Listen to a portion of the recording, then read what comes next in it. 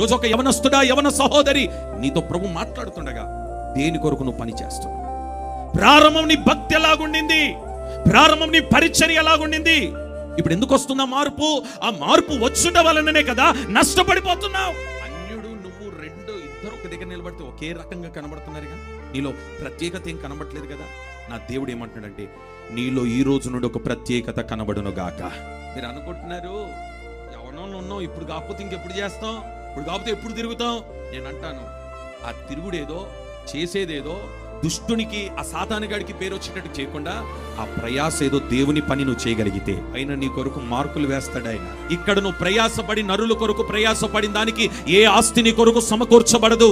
దేవుని కొరకు చిన్న పని చేయి, నీ కొరకు పరలోకములకు ఆస్తిని దేవుడు సమకూరుస్తాడు. నీ కొరకు నీ అందమైనా, నీ నడకైనా, నీ వస్త్రమైనా, నీ బట్ట అయినా, నీ కటింగ్ అయినా, నువ్వు వేసుకునే బట్టలైనా దేవుణ్ణి సంతోషపరచాలి.